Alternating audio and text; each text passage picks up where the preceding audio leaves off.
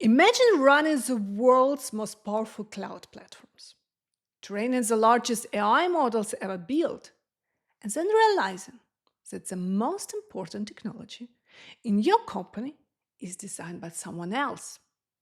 That's the position big tech found itself at just a few years ago. Apple, Google, Amazon, Microsoft, Tesla, all trillion-dollar companies, all dependent on external chip suppliers for their most critical workloads. Today, that dependency is disappearing. Big tech is no longer just buying chips, they're designing them. And that decision is quietly reshaping the balance of power in the global semiconductor industry.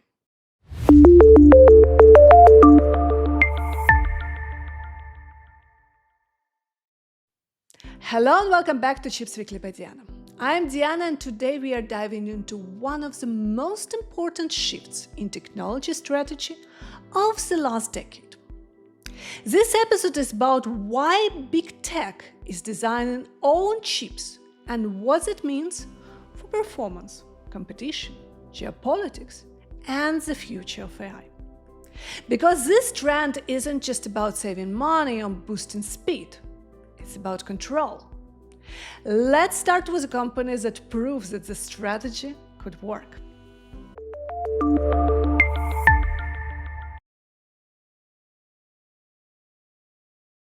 When Apple announced it was leaving Intel and moving to its own silicon, many people were skeptical.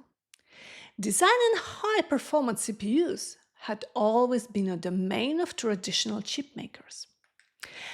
Apple was a device company, not a semiconductor giant, and yet the M-series chips didn't just succeed, they redefined the efficiency and performance per watt could ever look like.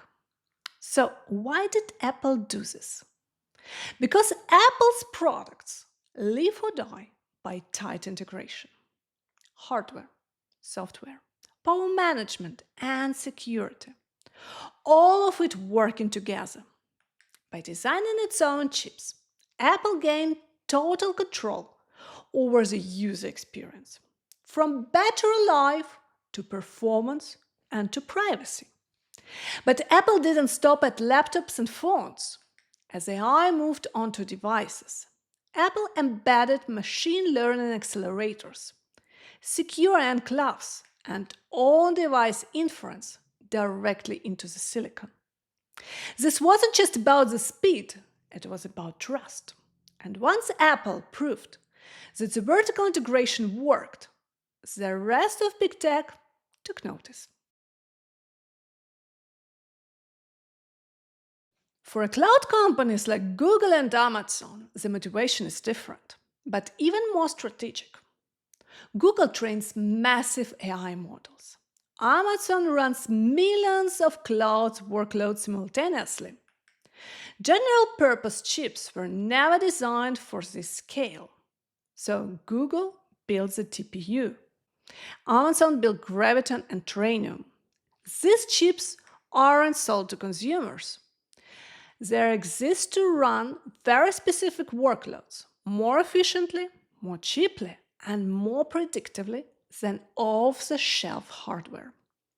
By designing their own chips, cloud giants gain three critical advantages.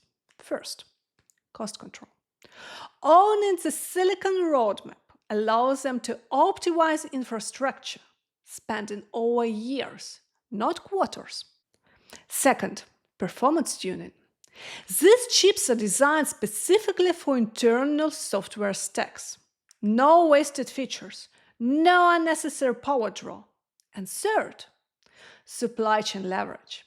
Whenever AI demand spikes, companies with a custom silicon aren't at the mercy of the open market.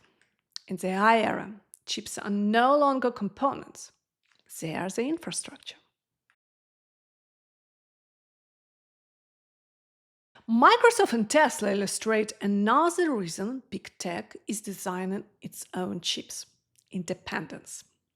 Microsoft relies heavily on AI, but depending entirely on external suppliers create risk, delays, shortages, pricing pressure. Designing in-house AI accelerators gives Microsoft bargaining power and optionality, even if it continues to buy from Nvidia. Tesla's case is even clearer. Autonomy depends on real-time inference, low latency, and massive data throughput. Off-the-shelf chips weren't optimized for Tesla's needs, so Tesla built its own AI chips, tailored precisely for full self-driving workloads. By controlling silicon, Tesla controls the pace of innovation and the data that trains its models. This isn't just about the cars, it's about who owns the intelligence. So, why is this shift accelerating right now? Because AI changed the economics of computing. Traditional chips are built to serve everyone reasonably well.